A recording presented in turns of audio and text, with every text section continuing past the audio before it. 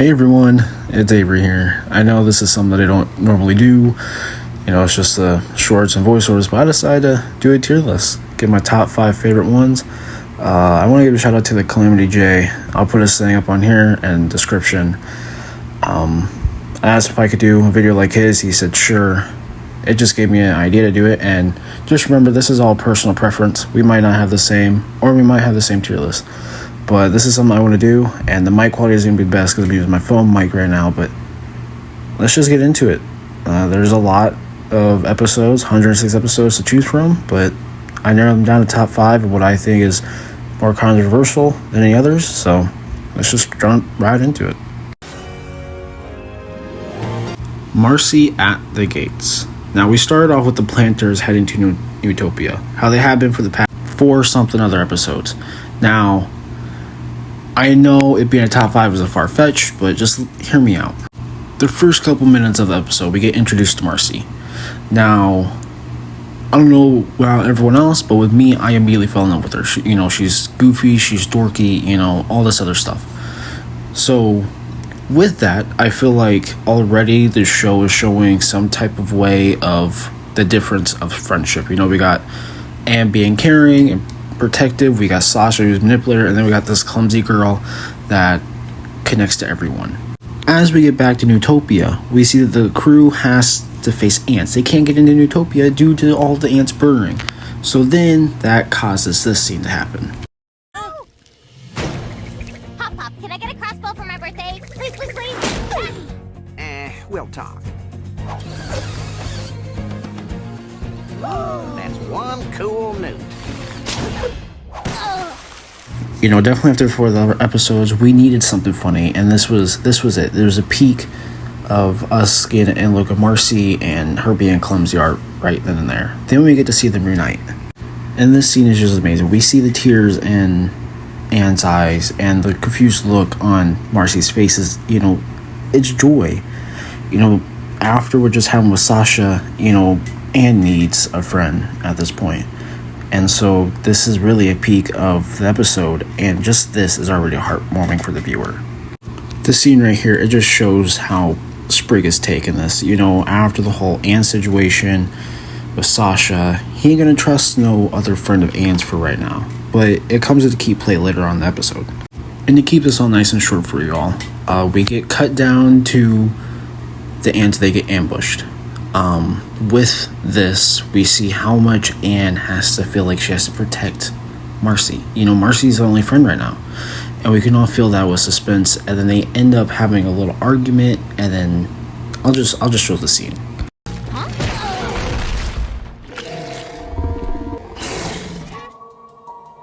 what are you doing?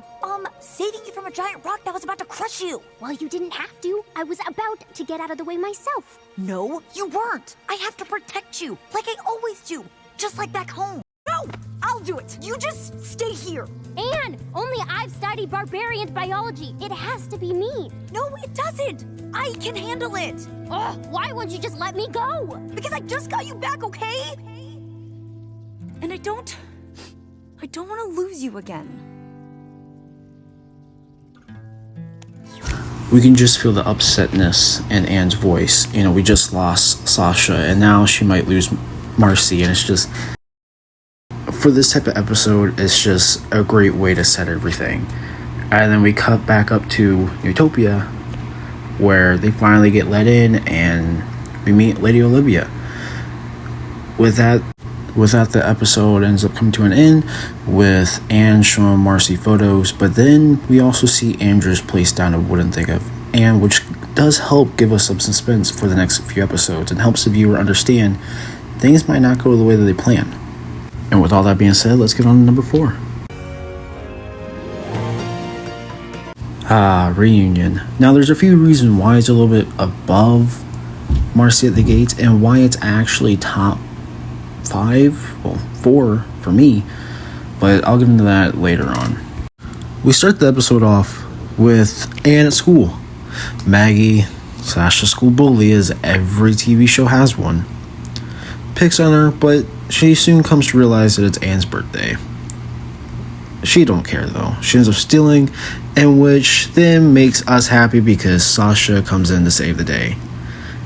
So after that, they head out to biology class. Okay, before anything, you can't tell me that the science teacher in the bio class, the scientist in season 3 don't look the same. Just look. Okay, maybe they don't look the exact same, but there is definitely something fishy about all of it. The two then decide to ditch school, mostly Sasha's idea. And basically throughout this little bit, they're just doing everything that, teens would do. But as you can see the expression on Anne's face, she does not exactly like doing this type of stuff, while Sasha, she don't really care about the law. So they kind of contradict each other on that. As Anne gets a message from her mom to get to her birthday party, Sasha, being the manipulative person that she is, decides to try and manipulate Anne into doing stuff. Which kind of is how they got here. Because Mar found a box, the calamity box that gets them there, and in the end, Sasha makes Anne go with her to it, and they open it, and that's how we get to here. Oh, I understand, Anne. You're a good little girl who's gotta go home to her mommy and daddy. Come on, hang out with your friends that love you. Sasha, I really like to, but Anne, this isn't cute anymore. We're meeting up with Marcy right now. End of discussion. We cut back to the Toads invading Wartwood. Now, Anne being Anne, she wants to go save all the frogs because she don't know what's going on. But around this clip, you can see Sasha meets the planters. It doesn't come out that Sasha really likes them, as she's basically hosting a heist to end up killing Hot Pop later on in the episode. Hey, I'm her bestie too. I guess that makes me your bestie-in-law. Does it?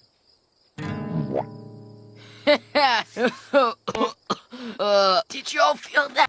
Actually, it turns out that the Toads are just vying for a quote-unquote banquet.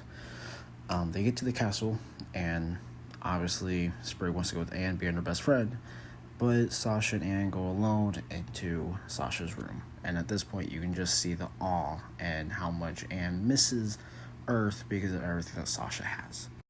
Let's cut to the part where, Sasha tells Anne about the rebellion. It ends up turning out that the rebellion is all because of Hot Pop. He's been going on about no taxes and became a political standpoint. Anne doesn't exactly believe it, but Sasha and them, they're planning to feed Hot Pop to a giant Venus flytrap. She ends up freaking out and basically goes to try to save the frogs. Local toad. Feed him to that thing. My idea, Obby. Now we've got those slimy frogs right where we want them. Isn't this great? I have to, go to the room rest. The restroom. Whoa! Stay. Bear me. And a big reason why I love that clip just right there, it really shows how much Anne has built a bond with all the frogs. Not just in Wartwood and the planters, but how much she cares about the whole region of frogs and lizards and all that stuff. And I think it builds like a lot of character up in Anne, especially at the very beginning, as we found out that she doesn't like frogs at all.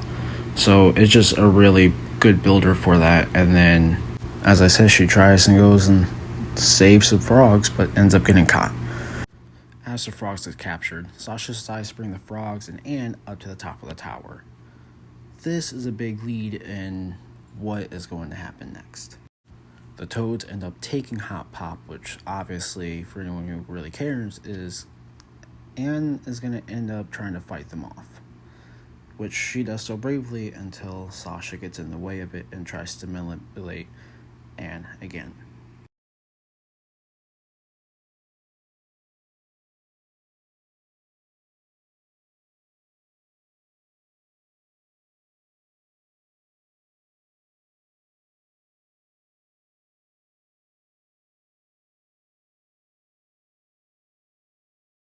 And then this is something I wasn't expecting at all, and just what Sprig does and what he said, it just puts so much into motion for Sprain.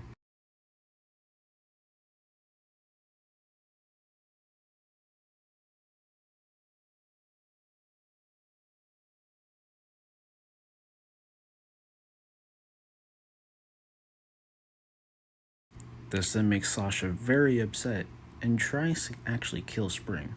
But what Anne does next is a reason why everything happened. I think I've had enough of you, squeaky toy.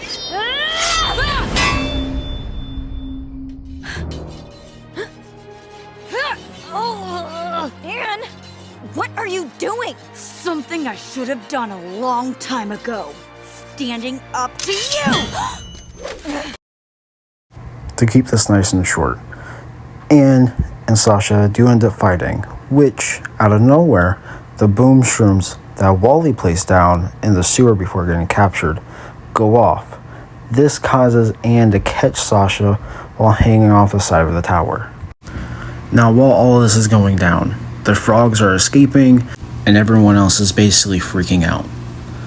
Now, what happens is that Sasha ends up falling, as I've said, and Anne catches her. But it's really the in-depth that the creators give it and the quotes that are said by Sasha for all of us to just feel so much, there's so much emotions going on that we can't even explain, but we definitely didn't want anything to happen to Sasha, especially her being Anne's friend. But just watch.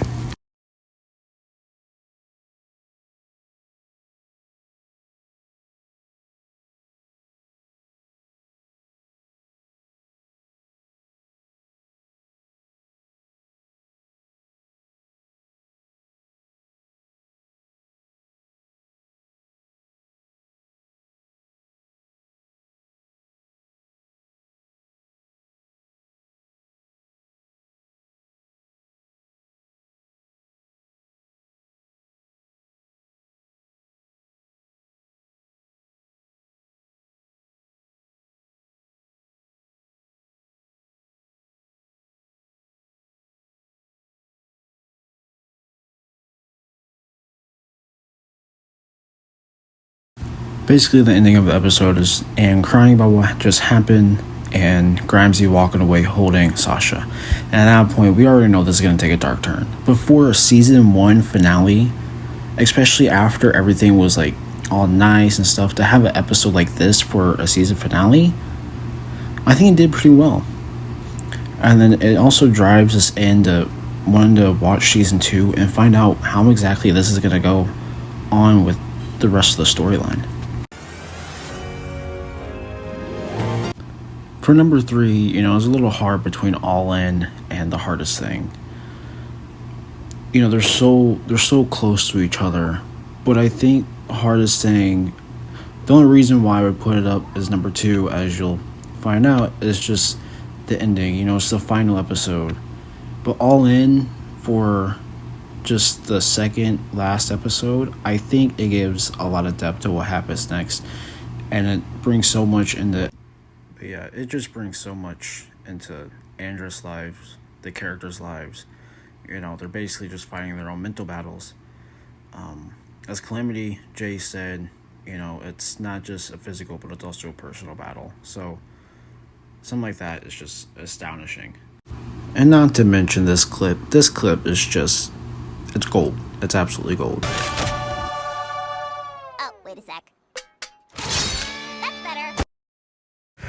This episode was just so compact with action and heartfelt memories to remember, and it just overall was just a great episode. I mean, you gotta look at how Leaf puts an effect on Andrus when fighting Annie. You get a look on how Darcy is confusing and using stuff against Sasha, and it's just such a great combination of everything.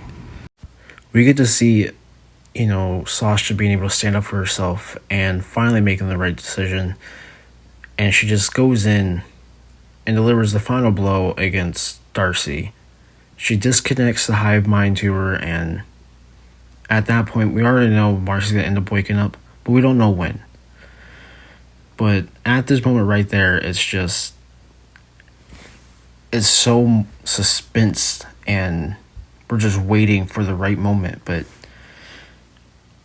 it was just such a great way to show how Darcy can come to an end and how Sasha has been able to stand up for herself throughout season 3. We see Anne beat Andreas as Andreas realizes that over the thousands of years that he has none of the friendships, that it's okay to be himself and to open up once in a while. Just like it's okay for all of us to do that. This second to last episode, it just brings so much emotion, so much to the viewer. There's really no other words to really just describe it, but for one of the last episodes, I think it's everything that we could wish for. Emotion, anime-packed parts in it, it's everything. So that's why I made it number 3, but let's just get on to number 2, which you already know is the hardest thing. The hardest thing. What a final episode to one of the greatest, in my opinion, animated Disney films. The show ended on such a great note, and the way they did it is just astonishing. At the very beginning, right in the opening, we see the shadowfish just go straight to the moon, and at this point we already know the prophecy's happening that we got in the Mother Home video. The whole moon is coming around to meet amphibia, and there's nothing else that they can exactly do. So, with everyone seeing that the moon is on its way, the only thing that they can do now is get the Calamity Stones and go up and fight it. But right before they do that, Mother Own tells Anne about a secret power, about putting all the stones together. And the only way to do it is to ask for its help. And one more thing. The stones are strong, but they may not be enough to defeat the core. If things look bad out there, don't forget about the secret spell. Wait, the secret what now? Didn't I tell you about that? No! Well, the stones are rumored to hold a hidden power, enough to defeat any foe. But summoning such power comes at a price. the life of the user. So, whoever uses the spell and calls on the power of all 3 stones will die. Yeah, but hopefully it will never come to... So now, even knowing that death could even happen, they still charge in to go get the Calamity Stones to defeat the Soulfish once again. And I gotta say, this is a pretty badass scene right here. It shows the end of powers, but I think right there it shows the peak of the show.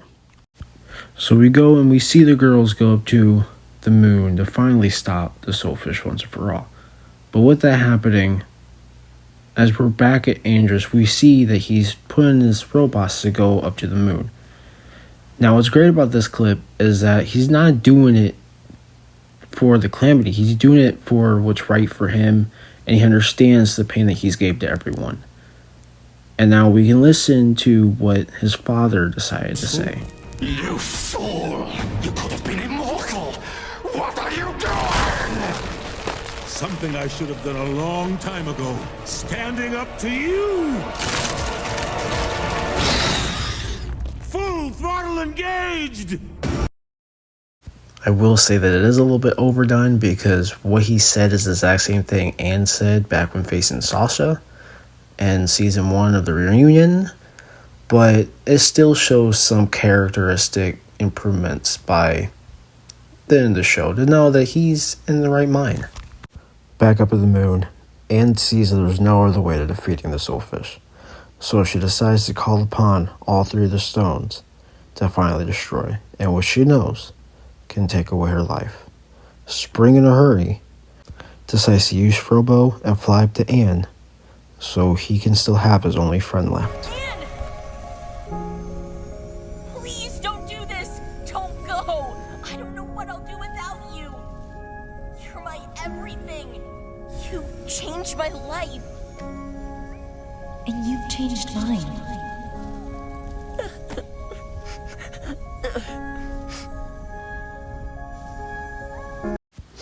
Man, that scene still makes me cry. But it's so heartwarming because Spring cares so much. But Anne knows what she has to do. And after doing that, she's basically dead. And she ends up going up to the Guardian, who is in a computer.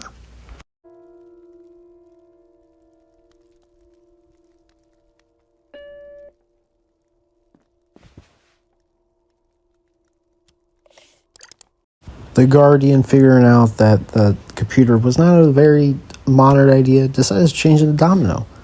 But the Guardian asks Anne, because over the 10,000s of years that he made the stones, she's the only good one who did it. But Anne declines the Guardian's request because she's only 13. She has a lot of time to live. She gets back to Earth, and all of her friends come rushing to her, crying in confusion and joy, but overall just happy that she's back. We end up seeing the girls leave, and this part right here is always emotional. But I think what's really emotional is the final speech that they give off at the very end of the show, which I gotta say is one of the best speeches I've ever heard coming from a little Disney show. Change can be difficult, but it's how we grow. It can be the hardest thing to realize you can't hold on to something forever. Sometimes you have to let it go. But of the things you let go, you'd be surprised what makes its way back to you.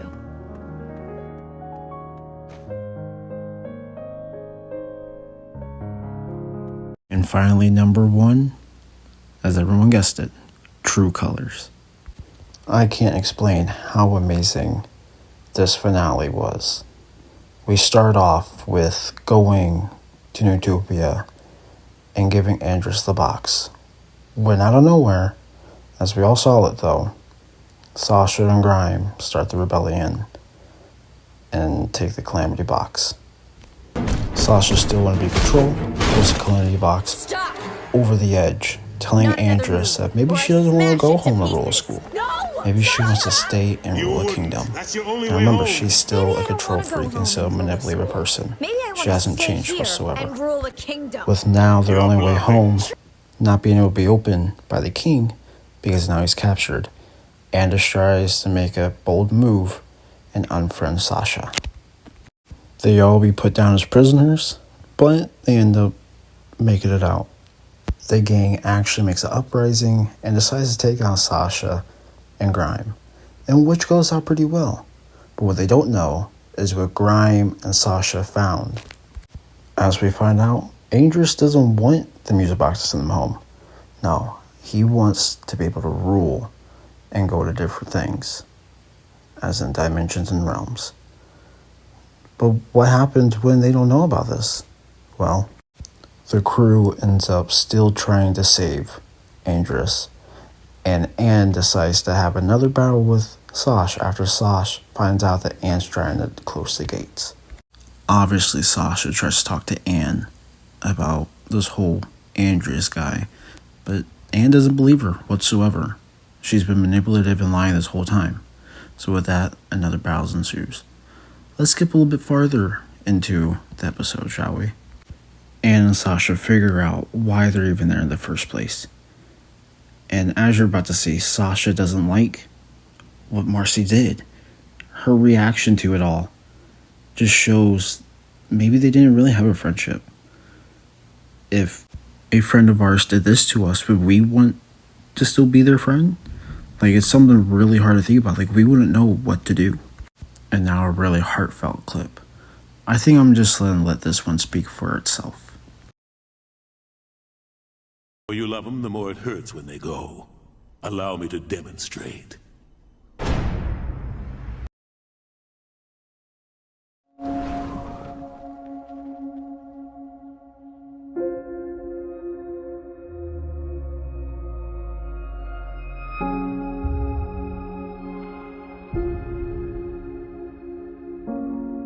You're a hero! An ugly, ugly, ugly hero! Thanks for believing in me, Sprig. Spraying against the world.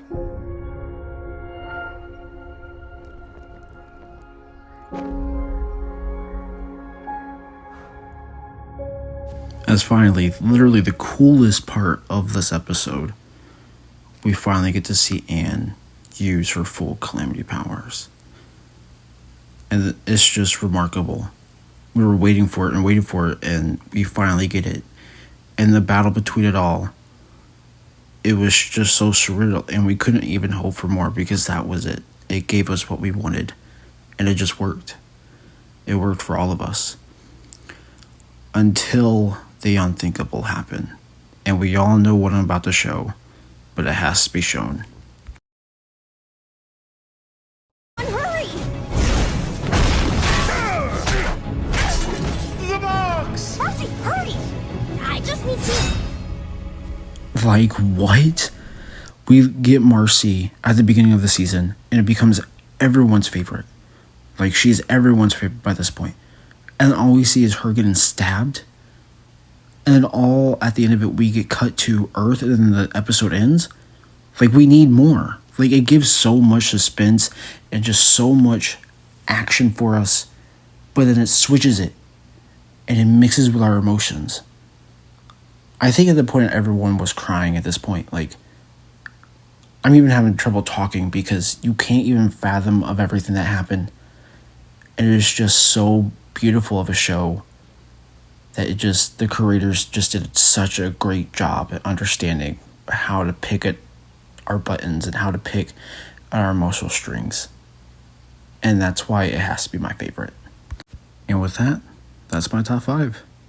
Again, shout out to Calamity J for giving me this idea. And I know it's a longer video. It is my first ever video doing something like this. But I felt for after a year and almost a month here in a few days of the show being over, I feel like it's okay to look back on it and see your favorites and see how others think about them as well. Because y'all have your favorites to list down below, and I love how we could just all talk about it and understand why it would be someone else's favorite and how it's okay to have your own personal opinion. But that is my top 5, and if y'all made it this far to the end, thank you so much. Signing off.